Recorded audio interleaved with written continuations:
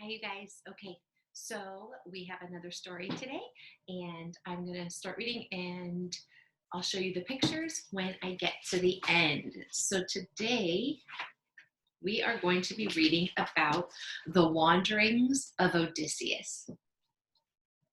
Once the war with Troy was over, the victorious Greeks wanted to get home as soon as possible.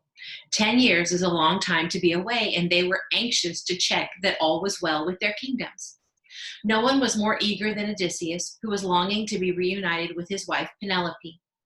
He told his followers to pack their boats with as much of Troy's gold and silver as they could, leaving just enough room for food and drinks to last a few weeks' journey back to Ithaca, his island kingdom, and hurry up about it. They set sail on a bright sunny day, but almost at once a fierce wind blew them off course. For 9 days they were tossed about in gales with no idea where they were heading. On the 10th day they came to an island which seemed pleasant enough with woodlands and fresh grass. Odysseus and his companions went ashore to explore, taking a container of wine with them as a friendly gift to the lord of the land. They had no idea that the island was home to a race of terrible giants known as Cyclops. These creatures were immensely strong, but fortunately not very clever, and they had only one eye set in the middle of their forehead. The Greeks were walking along when they came to a deep cave with a fire smoldering at the back and barrels of milk and huge cheeses lined up around the walls. They were about to help themselves when they heard thunderous footsteps that shook the rocks around them. It was the owner of the cave returning, a cyclops called Polyphemus, the worst of the lot. The sea god Poseidon was his father, but even he kept out of his way. One look at the giant was enough to tell Odysseus that it wouldn't be a good idea to step out and say hello. He and his men crouched behind the barrels as the Cyclops came in, driving ahead of him a flock of sheep that he sheltered each night in the cave. He had a couple of tree trunks under his arm, which he flung on the fire to make it blaze. Then he blocked the mouth of the cave with a boulder so big and heavy that 20 teams of oxen could not have shifted it. Next, he milked his sheep into a huge pail and drank from it in slobbery gulps. He was just about to stretch himself out by the fire when he caught sight of Odysseus and his men in the shadows. He gave a great roar and demanded to know what they were up to. "Please, honored sir," said Odysseus, stepping forward, "we are poor shipwrecked sailors in need of warmth and food, which we hope you will allow us according to the laws of hospitality." By way of answer, Polyphemus seized 2 of Odysseus's men, popped them in his mouth, and ate them, bones and all.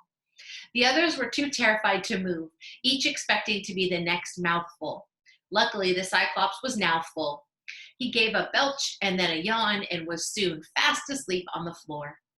"Now's our chance," whispered one of the men. "If we drive our swords into him as deep as they'll go, we can kill him." "Then what?" said Odysseus. "We wouldn't shift that boulder. We couldn't. We'd be trapped in here forever. But leave it to me. I'll think of a plan."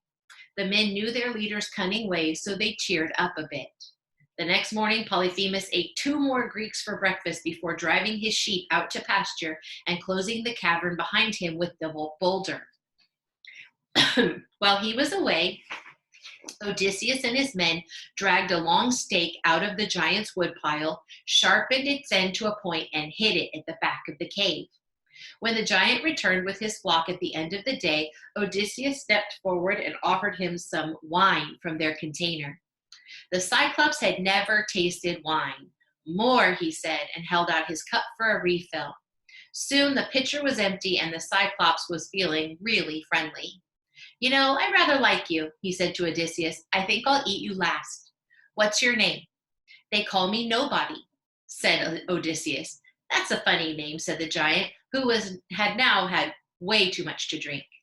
He swayed on his feet uncertainly, sat down suddenly, and was soon flat on his back, snoring loudly. Odysseus and his men heated the point of the stake in the fire until it was red hot. Then they drove it into the giant's eye and twisted it with all their force.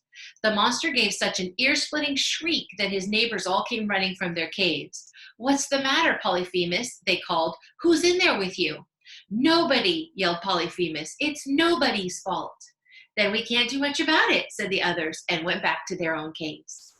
The next morning, blind Polyphemus took special care that no Greek should slip past him when he opened the cave to let out his flock. He ran his hands over each animal as it passed to make sure it was a sheep and not a man. He didn't know that Odysseus had told his men to cling to the woolly underbellies of the sheep and let themselves be carried out. Once safely outside, they raced to the ships, driving aboard as many sheep as they could. From the safety of his ship, Odysseus mocked the Cyclops who was rampaging on the shore. When they asked, "Who blinded you?" he called, "Tell them it was I, Odysseus of Ithaca." This was a foolish boast to make, for Polyphemus immediately called on his father Poseidon to avenge him. "Grant, Father, that if my enemy Odysseus ever reaches home, it will be after many weary years, and may he find a heap of troubles waiting for him." Poseidon heard and promised. Under Poseidon's hostile eye, Odysseus' ships sailed north and reached the island of Aeolus, who was keeper of the winds. He welcomed the Greeks and entertained them for a month. And when they left, he gave Odysseus a bag of winds tied with a silver cord. "Open it carefully," he told him, "and let out only the wind you need. The gentle west wind will carry you to Ithaca." Odysseus thanked him and set off. He opened the bag just enough to let out the west wind, retied it, and steered the ship himself by day and night. When at last they neared Ithaca, he fell asleep exhausted. The crew, thinking the bag held treasure that Odysseus meant to keep for himself, decided to take a look. They undid the bag, out flew all the winds, and blew Odysseus' fleet right back to Aeolus' island. Aeolus refused to help anymore. "Poseidon is against you, and I dare not," he said. So the battered ship set sail once more and came to an island which seemed uninhabited. Odysseus climbed a hill and saw from its top the roofs of a building hidden among trees. He sent a party of men to investigate. They found a palace standing in a clearing in which wolves and lions were roaming. These beasts seemed tame. Instead of attacking, they gazed at the sailors sorrowfully. A beautiful woman appeared from the palace, welcomed the men, and urged them to dine with her. No sooner had they tasted food than she struck each one with her wand. They fell on all fours, grunting and snuffling, and turned into a herd of pigs, which she shut up in a muddy sty. One man, too cautious to enter the palace, escaped to tell Odysseus, who seized his sword and rushed to save his men. On his way, he met a stranger who told him his men were in the power of the great enchantress called Circe. "Take this charm against her magic," the stranger said, offering Odysseus a little white flower with a black root. He took the flower gratefully, and when Circe offered him a drink, he dropped the flower in his drinking cup so that her magic had no power over him. He put his sword to her throat and threatened to kill her if she did not restore her victims to their proper shape. She was forced to obey. But Odysseus had fallen into a different kind of trap. Circe was in love with him, and her beauty was enough to persuade him without any magic not to leave the island. He wasted a year in her palace and might have stayed longer if his men had not started to grumble. Then Odysseus came to his senses and set sail again. Poseidon still had his eye on him and made him suffer numerous terrible ordeals before his 10 years' journey neared its end. Then, with his ship shattered, his companions all drowned, his makeshift raft overturned, naked and utterly exhausted, he was washed ashore on the island of kindly King Alcinous of the Phaeacians. Alcinous and his queen looked after the shipwrecked traveler, gave him clothes and gifts, and sent him off to Ithaca in one of their own ships. When it anchored on a beach in Ithaca, Odysseus was fast asleep. The king's servants laid him, still sleeping, on the sand, piled the king's gifts around him, and sailed away.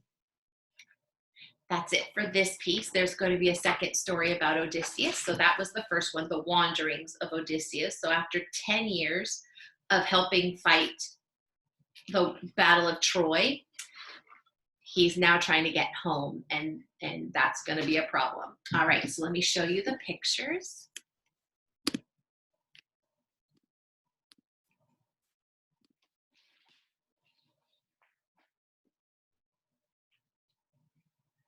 So this is Polyphemus. He's the Cyclops. His dad is Poseidon, the sea god. And there he is picking up a few of the Greek soldiers and eating them. And here is a picture of the sailors who opened up the package and let the winds out that basically sent them right back where they had been. And this is Circe. She's the enchantress who has magical powers, and she turned all of his sailors into pigs. So there they are. I think that might be it.